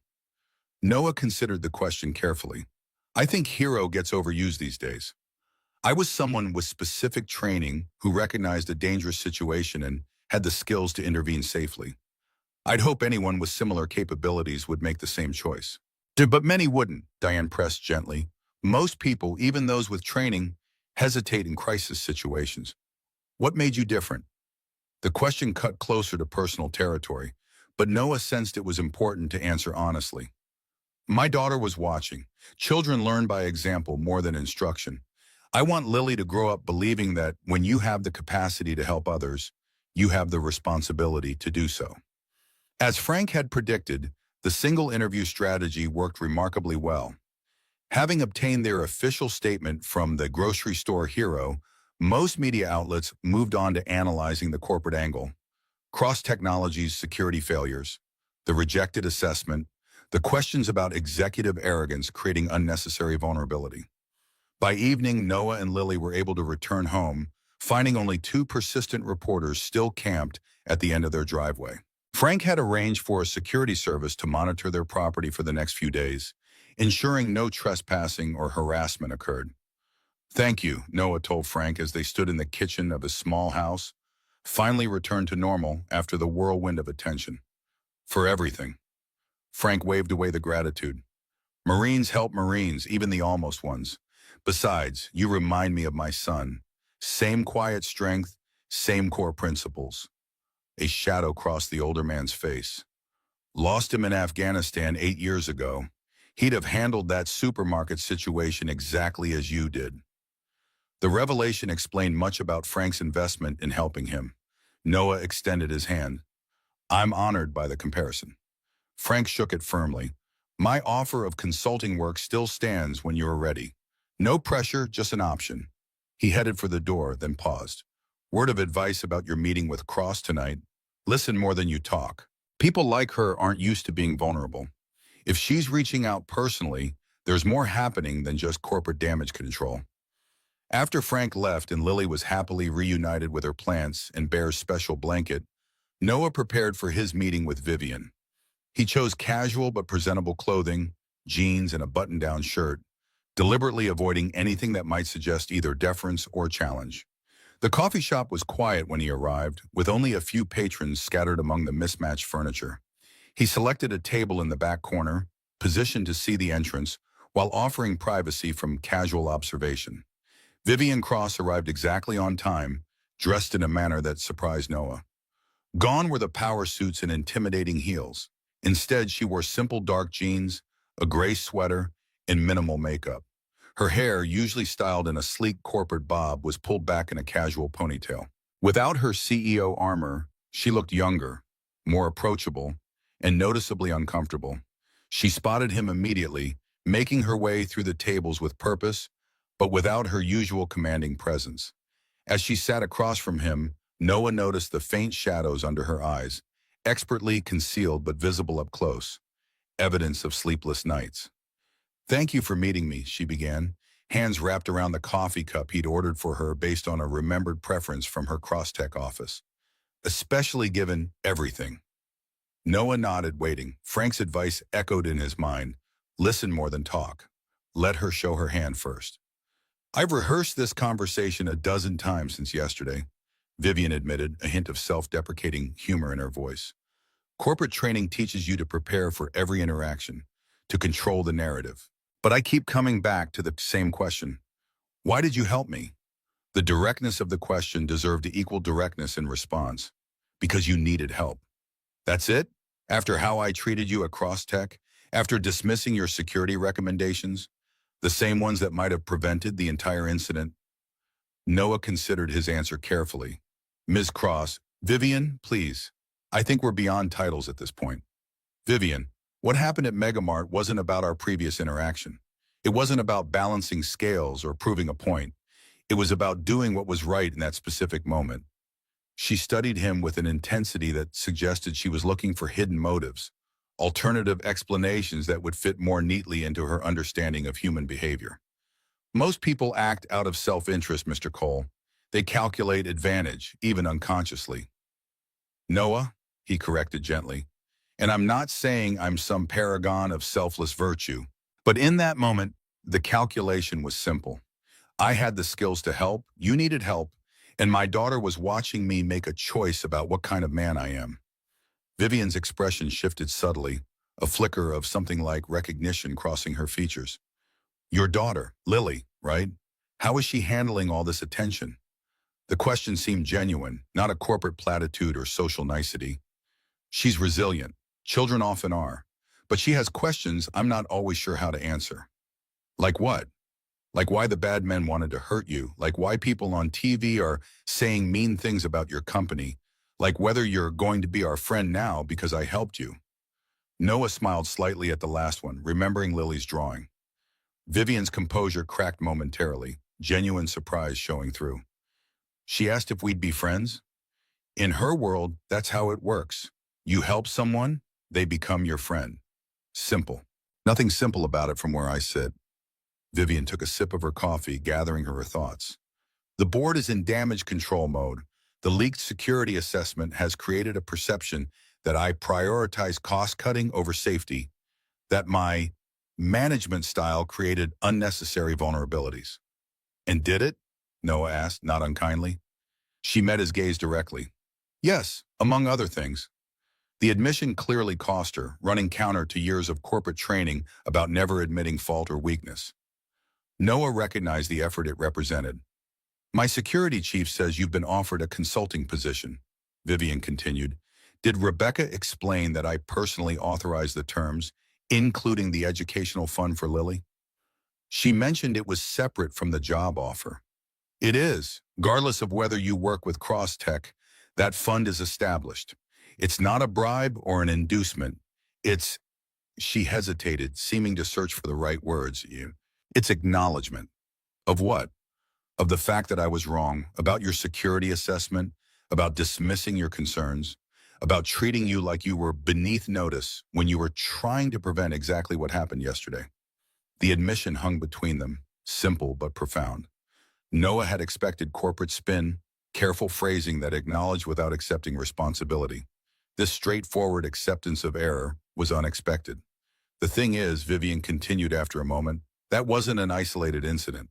The board has been collecting examples of my, let's call it, executive abrasiveness for months. The way I spoke to you was apparently typical of how I treat support staff and contractors. The security incident just brought it all to a head. Noah listened, sensing there was more beneath this confession, something driving this uncharacteristic vulnerability. The board has given me an ultimatum, Vivian revealed, her voice controlled, but with an undercurrent of tension. Demonstrate meaningful change in my leadership approach, or step down as CEO by the end of the quarter. The revelation explained much about this meeting, about the personal approach rather than corporate representatives. Vivian Cross wasn't just facing public embarrassment or corporate damage control. She was fighting for her professional survival. That seems harsh, Noah observed neutrally. Vivian's laugh held little humor. Actually, it's fair. I built Crosstech from nothing, took risks no one else would, drove innovation that transformed medical diagnostics. But somewhere along the way, I started believing that results justified methods, that treating people as tools rather than colleagues was acceptable if it delivered outcomes. She ran a finger around the rim of her coffee cup, a rare gesture of uncertainty from someone known for decisive action. The irony is that I came from nothing, grew up in subsidized housing with a single mother working 3 jobs. I know what it's like to be invisible, to have people look through you rather than at you. Yet somehow I became exactly the kind of person I used to resent. The personal revelation surprised Noah. Nothing in Vivian's public profile suggested this background. She had always been presented as the brilliant wunderkind of tech, the natural genius whose rise was inevitable rather than hard-won.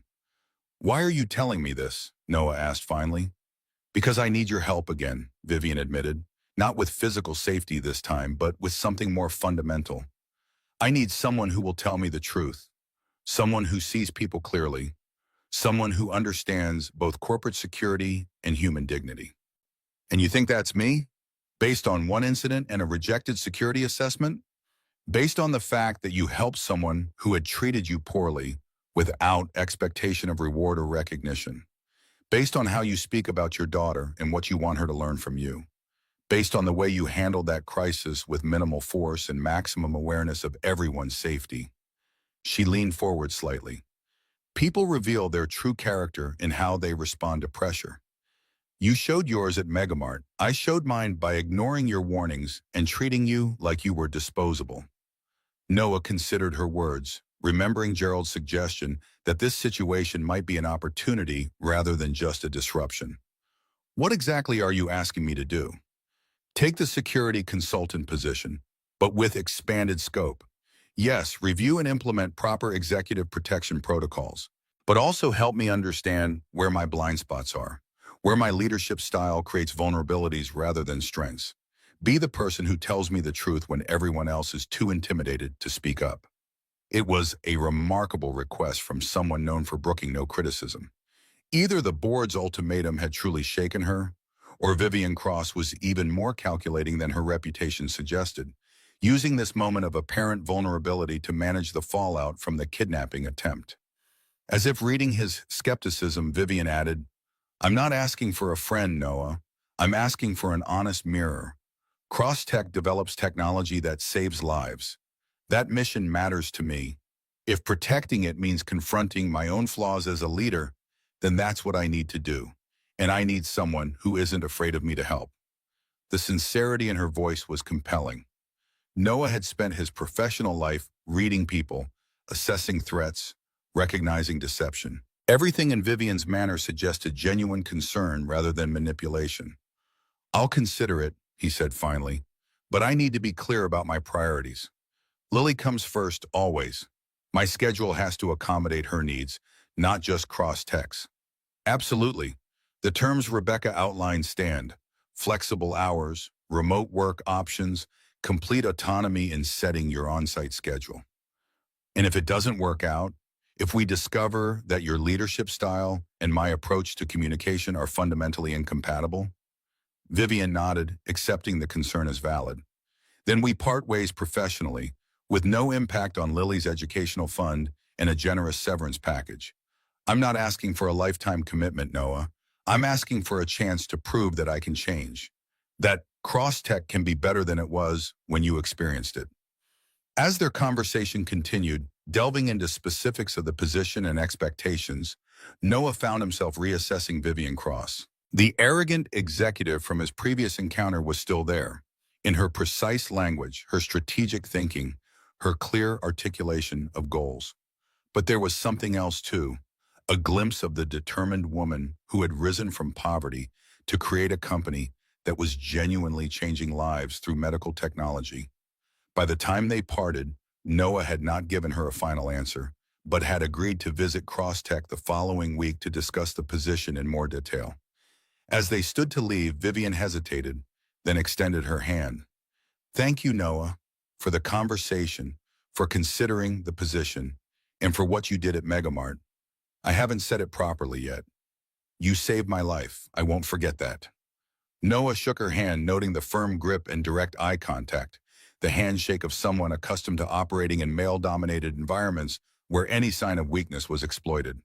"You're welcome, Vivian. I hope your board gives you the chance to make the changes you're contemplating." She smiled slightly. "They will if I have concrete evidence of change. Having you on board would be exactly that kind of evidence." As Noah watched her leave, he reflected on the complexity of the situation. What had begun as a simple grocery trip with his daughter had cascaded into a viral video, media attention, job offers, and now this unusual proposal from the very CEO whose dismissive treatment had been part of the viral narrative. Life rarely moved in straight lines, but this particular curve had been unexpected by anyone's standards. Driving home, Noah considered what accepting the position might mean. Beyond the practical benefits, better pay, flexible hours, no more night shifts, it represented a return to using skills he'd set aside after Sarah's death. A chance to rebuild a career rather than just maintain a job. An opportunity to show Lily that her father was more than just a provider and protector. He was also someone who could help shape organizations, influence leaders, make systems better for everyone involved. As he pulled into his driveway, Noah noticed the security service Frank had arranged still monitoring the property, but the media presence had dwindled to a single van from a local station. Progress already. Frank's strategy was working. Inside, he found Barbara reading a story to Lily, who was already in her pajamas, bear clutched firmly against her chest. The scene of domestic tranquility, grandmother and granddaughter sharing a quiet evening moment, reminded Noah of what remained constant amid all the changes swirling around them. "Everything okay with your meeting?" Barbara asked as Noah kissed Lily's forehead. "I think so. It was unexpected." Lily looked up from her book. "Did you see the CEO lady? Is she our friend now?" The innocent question brought a smile to Noah's face. "We're working on it, sweetheart. These things take time." "But you helped her, so she should be nice now," Lily insisted with a child's straightforward logic. "Sometimes people need more than one lesson," Noah explained gently. "Like when you're learning to tie your shoes or write your letters. You don't get it perfect the first time, right? Lily considered this analogy. So the CEO lady is learning to be nice and it might take practice? Something like that. I could help teach her, Lily offered earnestly. I'm very good at being nice. Barbara chuckled softly, exchanging an amused glance with Noah. You certainly are, my dear. Now, one more page before bedtime. As Barbara continued reading, Noah checked his phone to find a text message from Frank. Interview went well. National Morning is running it as their lead tomorrow. You came across exactly right. Competent, modest, principled. The narrative is shifting from disgruntled employee saves ungrateful CEO to trained professional prevents corporate espionage. Much better for everyone involved. A second text followed. How did the meeting with Cross go? Noah typed back. Surprisingly well. She's offering more than just a security position. Wants help changing leadership culture. Seems genuine. Frank's response came quickly. Interesting. Crisis often creates clarity. Some people actually learn from their mistakes. Not many, but some. Worth exploring? I think so, Noah replied. Visiting Crosstech next week to discuss details. Good. Let me know if you need backup. And don't forget my offer still stands, regardless of what you decide with Across. Noah set down his phone, listening to the gentle cadence of Barbara's voice as she finished the story, watching Lily's eyes grow heavy with approaching sleep. Whatever decision he made would affect not just him, but this precious child who trusted him to build a secure, meaningful life for them both. 2 years of focusing solely on stability and safety had given Lily what she needed most after losing her mother. A father who was present, reliable, and consistently loving. Perhaps now it was time to show her something else. A father who engaged with the larger world, who used all his skills and talents, who helped others become better versions of themselves. As Barbara closed the book and Lily's eyes finally drifted shut, Noah made his decision. He would accept Vivian's offer, not just for the practical benefits, but for the opportunity it represented. A chance to step back into a role where he could make a broader difference, where his particular combination of technical knowledge and human insight could help transform a corporate culture that affected thousands of employees and millions of patients who relied on Crosstech's medical innovations. Sarah would have approved, he thought. She had always believed in second chances, in the possibility of growth and change. She would have seen past Vivian's corporate armor to the determined woman who had risen from poverty and was now facing her own moment of truth about what kind of leader, what kind of person she wanted to be. Tomorrow would bring new challenges. Media attention to manage, a position to formally accept, a new professional identity to construct. But for tonight, Noah was content to watch his daughter sleep, to acknowledge how far they had come since those dark days after Sarah's death, and to feel for the first time in years a sense of possibility rather than just responsibility. The red yarn bracelet Lily had made him still circled his wrist, a constant reminder of what mattered most. But perhaps it could also serve as a reminder that courage took many forms. Sometimes it meant confronting physical danger in a supermarket aisle, and sometimes it meant opening oneself to new possibilities after years of careful retreat. The investigation revealed that the kidnapping attempt was part of corporate espionage targeting Crosstech's latest patents. The attackers were hired professionals working for a competitor trying to force Vivian to reveal trade secrets. Noah's documentation and evidence made the case airtight within days. Meanwhile, Crosstech's board of directors was dealing with their own crisis. The viral footage had exposed more than just a kidnapping attempt. Social media users had quickly identified both Noah and Vivian, digging up the history of her dismissive treatment of contract workers. Comments and interviews from former employees painted a picture of a CEO who regularly belittled support staff. She treated people like they were invisible, one former IT contractor told a news reporter, and now the invisible guy saved her life. The board called an emergency meeting within 48 hours. Ms. Cross, the chairman said coldly, this incident has revealed serious concerns about your leadership style and decision-making. The security consultant you dismissed as unnecessary IT support just prevented your kidnapping and provided evidence that solved a corporate espionage case. Vivian sat silently as the board reviewed Noah's original contract proposals, which had included comprehensive security assessments that she'd rejected as overpriced and unnecessary. You chose to save money on security and treated our contractors with contempt, another board member added. Both decisions nearly cost you your life and exposed our company to industrial espionage. The ultimatum was clear: demonstrate meaningful change in leadership approach by the end of the quarter, or step down as CEO. For the first time in her career, Vivian Cross faced a professional crisis she couldn't simply power through with brilliance and determination. Noah, meanwhile, was wrestling with his own decision. After meeting with Vivian and seeing her genuine desire to change, he had tentatively agreed to accept the security consultant position with expanded scope. Now, 3 days later, he stood in front of Cross Technologies' gleaming headquarters, Lily's educational fund paperwork completed and signed, employment contract in his hand, ready to begin his first official day. The security guard at reception did a double take when Noah presented his new credentials. "You're the guy from the supermarket," he said, eyes widening in recognition. "The one who saved Ms. Cross with the soda bottles." Noah nodded, already growing accustomed to these moments of recognition. "That's me." "Man, what you did." The guard shook his head in admiration. "I've been in security 15 years and don't know if I'd have had the presence of mind to handle it that way." "Respect, sir." "Just applied my training," Noah replied modestly. "Still," the guard handed back his credentials with something like reverence. "They're expecting you on the executive floor. Elevator to your right."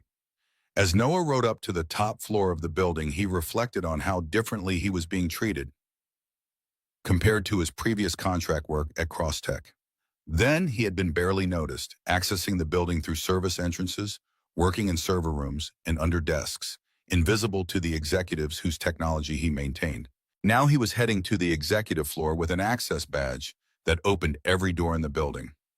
Rebecca Winters was waiting when the elevator doors opened. The security chief's expression was professional, but genuinely pleased. "Welcome aboard, Noah. Glad you decided to join us." She extended her hand, which Noah shook firmly. "Your office is ready, security credentials are fully activated, and Ms. Cross is expecting you at 10 for your first consultation." Noah followed Rebecca down a hallway lined with glass-walled offices, noting that his new colleagues were trying not to stare at him. The grocery store hero had apparently achieved minor celebrity status even within Crosstech. His office, an actual office, not a cubicle or shared workspace, was surprisingly comfortable. Large windows offered a view of the city, the furniture was ergonomic and high quality, and a state-of-the-art computer setup awaited his customization. "This seems excessive for a consultant," Noah commented, setting down his modest briefcase on the desk. Rebecca's expression turned slightly apologetic. "Vivian insisted, said if we're asking you to help transform executive culture, you need to operate from a position of equal status, hence the corner office on the executive floor." The symbolism wasn't subtle. Vivian was making a statement to her entire organization about Noah's role and importance, perhaps overcompensating for her previous dismissive treatment. "There's one more thing," Rebecca added, handing him a tablet. "Your first assignment, directly from Vivian. She wants a comprehensive security review, focusing initially on executive protection protocols, but eventually expanding to all aspects of corporate security." Noah scrolled through the document, noting the extraordinary scope and authority he was being granted. The contract he'd signed and gave him oversight of physical security, information systems protection, and even human resources policies related to staff safety. It was far beyond what he had expected. "This is extensive," he said, trying to mask his surprise. The board insisted on full authorization. After what happened at Megamart, they don't want any half measures. Rebecca's professional demeanor slipped slightly, allowing a hint of candor. "Between us, they're using this opportunity to rein in Vivian's more autocratic tendencies. Your role represents a check on her authority that didn't exist before." Noah frowned. "I didn't agree to be a corporate pawn in boardroom politics." "Which is exactly why they want you," Rebecca replied. "You're the one person who has demonstrated both the ability to stand up to Vivian and a genuine interest in protecting her. That's a unique combination." Before Noah could respond, his phone buzzed with a text from the after-school program where Lily spent afternoons while he worked. New pickup time confirmed. Have a great first day, Mr. Cole. The simple message grounded him, reminding him why he had accepted this position. Not for the prestige or the politics, but for the practical benefits it offered to his family. Flexible hours that aligned with Lily's schedule, excellent compensation, and the security of knowing her education was provided for. I should prepare for my meeting with Ms. Cross, Noah said, effectively ending the conversation. Rebecca nodded, recognizing his desire to process this information privately. Of course, my team is at your disposal if you need anything. And Noah, despite the politics, this is a good thing you are doing. Cross-Tech develops technology that saves lives, making the company safer and healthier benefits everyone. After she left, Noah spent the next hour reviewing security protocols, comparing them with his original assessment from 6 months ago. Little had changed since then. The same vulnerabilities existed, the same procedural gaps, the same over-reliance on reactive rather than preventive measures. At precisely 10 o'clock, his phone buzzed with a message from Vivian's assistant. Mr. Cross is ready for you now. The CEO's office occupied the corner of the executive floor, with floor-to-ceiling windows offering panoramic views of the city. When Noah entered, Vivian was standing at the window, gazing out at the urban landscape. She turned as the door opened, and Noah was struck by the transformation since their coffee shop meeting. Gone was the casual, vulnerable woman in jeans and a sweater. This Vivian Cross was back in full CEO mode, impeccably tailored suit, perfect makeup, not a hair out of place. Yet something was different from his previous encounters with her. Perhaps it was the way she genuinely smiled at his arrival, or how she stepped forward to greet him rather than remaining behind her desk. Noah, thank you for coming on board. How are you finding everything so far? The office is more than adequate, he replied diplomatically, though I'm not sure I need quite so much prominence. Vivian's expression revealed understanding. The location and size are deliberate, I'm afraid. The board and I agreed that your position needs to visibly demonstrate our commitment to security and to a new corporate culture. Optics matter in situations like this. I noticed that the security protocols haven't changed since my original assessment, Noah said, getting directly to business. Despite what happened at Megamart, Vivian gestured for him to take a seat in the comfortable chair across from her desk. That's why you're here. We need your expertise to implement those changes correctly. She sat as well, maintaining eye contact rather than returning to her computer as she had during their previous professional interactions. Where do you recommend we start? Noah appreciated the direct approach. Executive protection needs immediate attention. The kidnapping attempt was sophisticated and well-planned. We got lucky at Megamart, but we need to ensure it can't happen again in any setting. Agreed. What do you need from me? Complete transparency about your schedule, movements, and potential threats, and a willingness to accept protective measures that might sometimes feel restrictive or inconvenient. Vivian nodded, accepting these terms without argument, a notable change from her previous resistance to security recommendations. Done. What else? I'd like to interview Jason Mercer. The request clearly surprised her. The man who tried to kidnap me? He was a security professional before this incident. I trained him years ago. Understanding how he went from that to corporate espionage might reveal vulnerabilities in our industry that we haven't considered. Vivian studied him for a moment, then nodded slowly. I'll have legal arrange it. The authorities have him in custody pending trial, but we can request an interview as part of our security review. The meeting continued for nearly an hour, with Noah outlining his initial priorities and Vivian asking thoughtful, relevant questions. Unlike their previous professional interactions, she listened attentively, acknowledging his expertise rather than dismissing his concerns. The change was subtle but significant, a CEO genuinely engaging with input rather than merely tolerating it. As their discussion wound down, Vivian hesitated, then asked, "How is Lily adjusting to all this?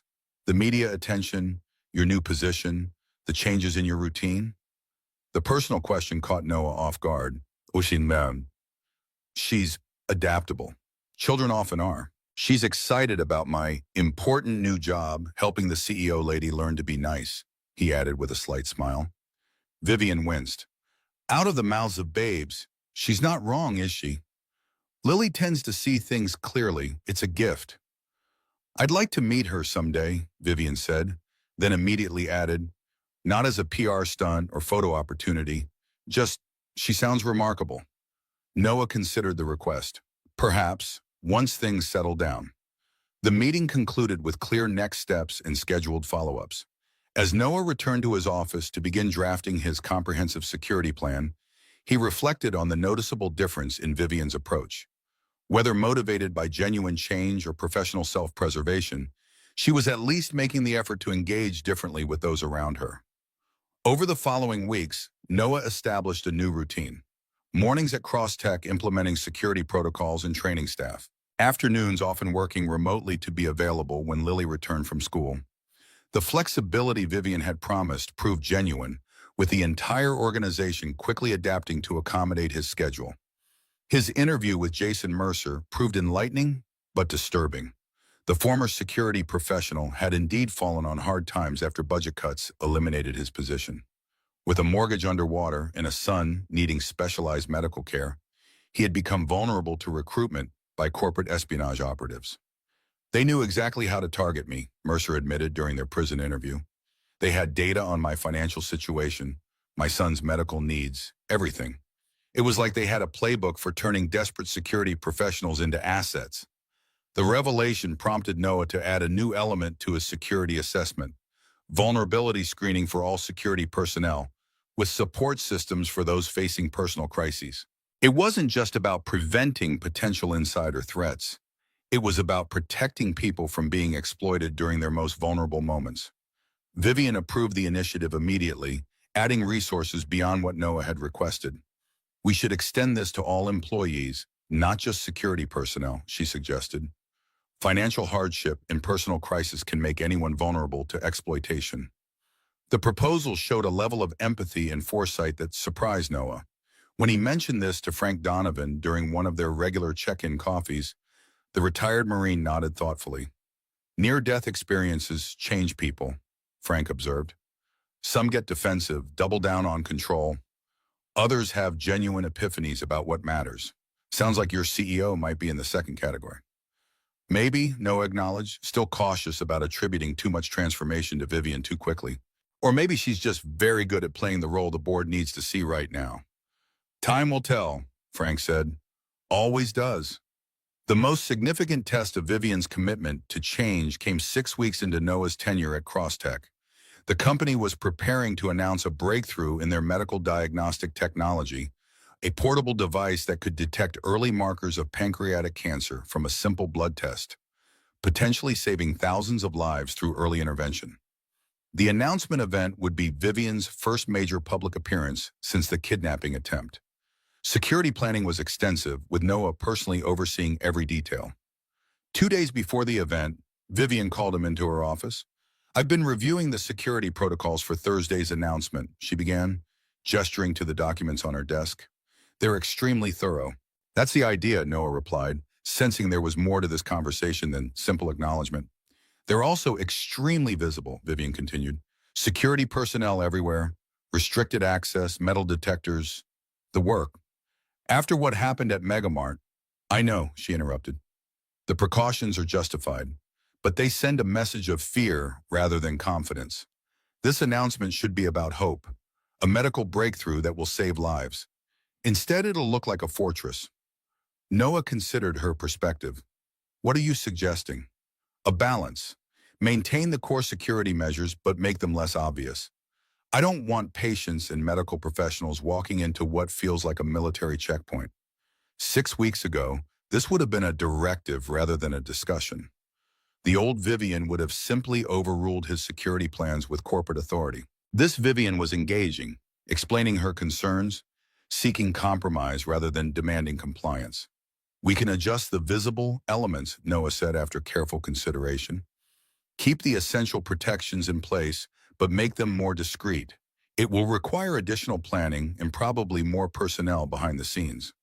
Whatever resources you need, Vivian agreed immediately. And thank you for considering the emotional impact of security measures, not just their effectiveness. The exchange left Noah thoughtful. It represented exactly the kind of balanced leadership he had hoped to encourage, concern for public perception and emotional experience alongside practical security considerations. Vivian was demonstrating growth, finding middle ground between the dismissive arrogance of the past and the excessive caution that might have emerged after her traumatic experience. The announcement event proceeded flawlessly. Security was present but unobtrusive. The medical breakthrough took center stage, and Vivian delivered a compelling presentation that emphasized the technology's life-saving potential without excessive corporate promotion. Most notably, she specifically acknowledged the team of researchers and developers who had created the technology, bringing them on stage for recognition rather than claiming the spotlight exclusively. That evening, as Noah was reviewing security logs from the event, he received an unexpected text message from Vivian. "Successful day. None of it would have happened without your intervention at Megamart. Thank you again." The simple acknowledgement was another sign of change, a CEO taking a moment for personal gratitude rather than moving immediately to the next challenge or opportunity. Noah showed the message to Lily as he tucked her into bed that night. "See," she said with 8-year-old certainty, "the CEO lady is learning to be nice, just like I said." "It seems that way," Noah agreed, smiling at his daughter's straightforward assessment. "Does that make you happy, Daddy?" The question gave him pause. Did it make him happy to see Vivian changing, to know that his work was contributing to a healthier corporate culture, to witness someone learning and growing from a traumatic experience? Yes, he realized. It does make me happy. It's good to see people change for the better. Lily nodded sagely.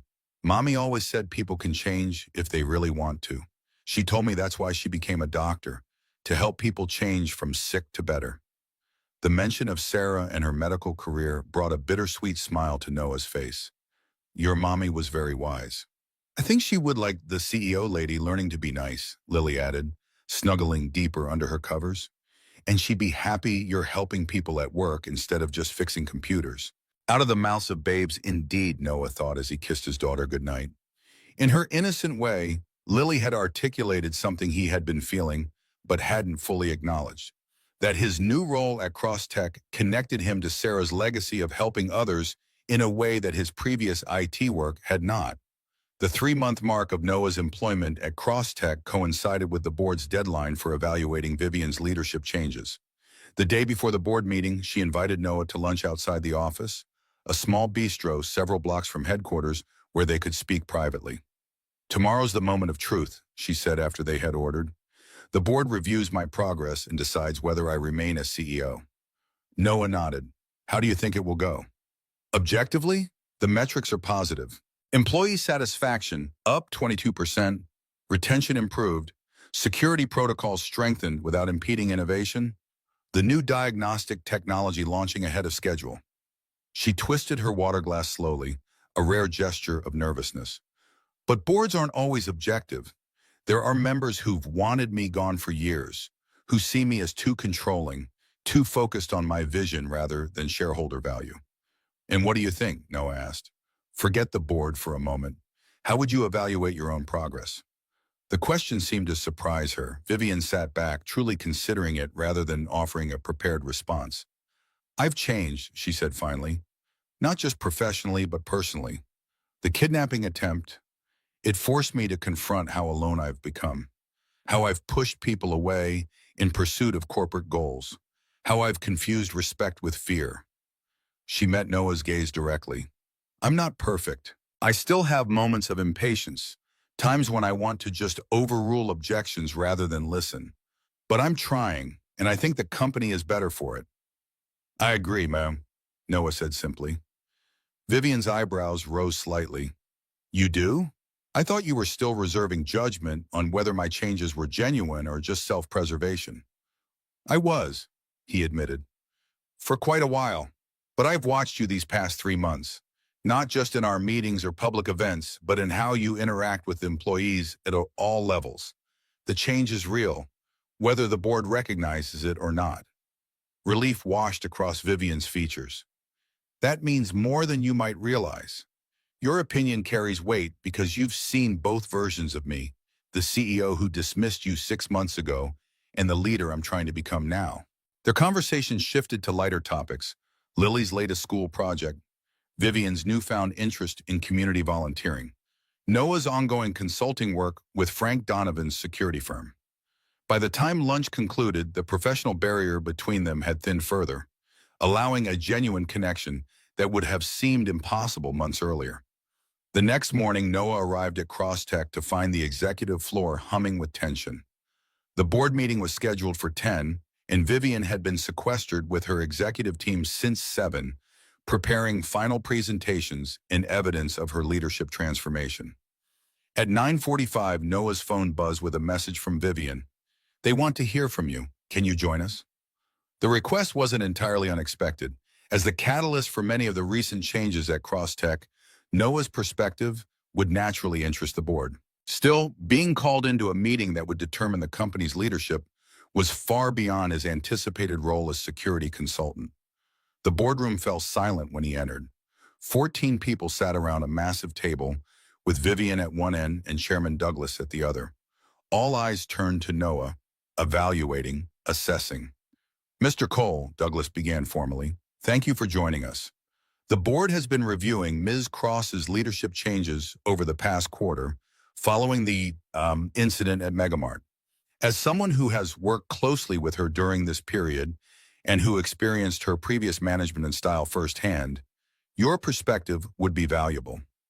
Noah took the empty seat they indicated, aware that his words could significantly impact Vivian's future. He glanced briefly in her direction, noting the composed expression that couldn't quite mask her tension. "What would you like to know specifically?" Noah asked, addressing the entire board rather than just the chairman. "Has Vivian Cross genuinely changed as a leader?" one of the board members asked bluntly. "Or is this simply damage control following a public relations disaster?" The directness of the question deserved equal directness in response. "When I first joined Crosstech as a security consultant 3 months ago, I was skeptical," Noah admitted. "Ms. Cross had previously dismissed my security recommendations and treated me as essentially invisible.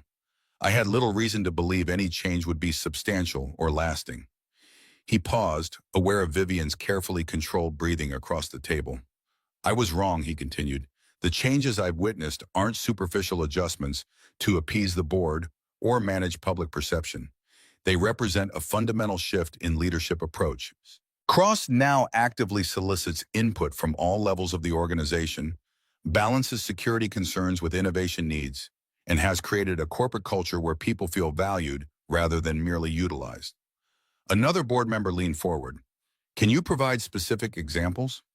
Noah nodded, proceeding to outline several instances where Vivian had demonstrated genuine change.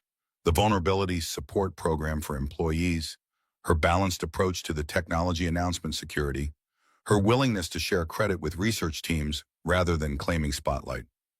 Most significantly, he concluded, she's created an environment where people can speak truth to power without fear of retaliation. That's the foundation of both good security and good leadership. The questioning continued for nearly 30 minutes, with board members probing for details about specific initiatives and changes. Throughout, Noah provided honest, balanced assessments, acknowledging areas still needing improvement while emphasizing the substantial progress already achieved. Finally, Chairman Douglas thanked him for his input and suggested he could return to his regular duties while the board deliberated. As Noah rose to leave, he caught Vivian's eye briefly. Her expression conveyed both gratitude and a vulnerability rarely visible in her public persona. 3 hours later, a company-wide email announced the board's decision. Vivian Cross would remain as CEO, with certain structural changes to ensure the positive leadership evolution continued. An executive coaching program would be implemented for all senior leaders. The employee support initiatives would receive expanded funding, and Noah's security consultancy would be extended into a permanent executive position. Chief Security Officer, reporting directly to the board as well as to Vivian. The news spread quickly through the organization, with many employees stopping by Noah's office to congratulate him on the promotion. He accepted their good wishes graciously while trying to maintain focus on completing the security protocol updates he'd been working on when the announcement came through. At 5 o'clock, as he was preparing to leave for the day to pick up Lily from her after-school program, his office door opened to reveal Vivian. "Do you have a minute?" she asked, her professional demeanor now relaxed, the tension of the day's events finally dissipating. Of course, Noah replied, gesturing to the chair across from his desk. Congratulations on the board's decision. Thank you, both for that and for your testimony today. Vivian sat, smoothing her skirt in a rare nervous gesture. You could have been much more critical. The board would have understood, given our history. I told the truth, Noah said simply. The changes you've made are real and significant. The board made the right decision. They're offering you a permanent executive position. Chief Security Officer. Noah nodded. I saw the email. It's a generous offer, but I need to think about it. Vivian looked genuinely surprised. You're considering declining? The compensation package is exceptional. The role would give you influence at the highest levels of the organization, and you'd maintain all the flexibility for Lily's schedule. It's not about the terms, Noah explained. It's about what's right for both Crosstech and for me long-term. I need to be sure this is where I can contribute most effectively. Understanding dawned in Vivian's expression. You're concerned about becoming too integrated into the corporate hierarchy, losing your independence and objectivity. Partly, Noah acknowledged. The value I bring is partly because I'm not fully embedded in corporate culture or politics. Making me an executive risks changing that dynamic. Vivian considered his perspective thoughtfully. What if we structured it differently? Keep the consulting arrangement, but with guaranteed tenure and board-level reporting.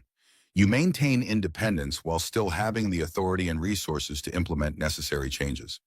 The suggestion showed how well Vivian had come to understand both Noah's concerns and his professional values. That could work, he agreed. I'll need to review the specifics, but the approach makes sense. Good. Vivian's relief was evident. I'll have legal draft the revised proposal tomorrow. She hesitated, then added, there's something else I wanted to discuss, something more personal. Noah raised an eyebrow in silent question. The company's annual charity gala is next month. It benefits pediatric cancer research. I was wondering if you and Lily might attend as my personal guests.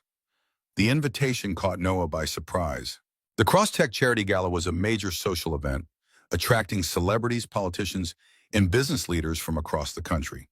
It was decidedly not the kind of function where IT contractors turned security consultants typically appeared, much less their 8-year-old daughters. It's not a professional obligation, Vivian clarified, perhaps misreading his hesitation. Just, I thought Lily might enjoy seeing the science demonstrations we set up for the children's area. And I'd like the opportunity to meet her properly, not just as the CEO lady from her drawing. The request seemed genuinely personal rather than professionally motivated. Noah considered what it might mean for Lily. An exciting evening seeing cutting-edge technology demonstrations, the chance to dress up for a special occasion, an opportunity to meet the woman whose life her father had saved, but also potential media attention, exposure to a world of wealth and privilege far removed from their modest life, and implications about Noah and Vivian's relationship that might arise from such an appearance. Let me think about it, he said finally, and discuss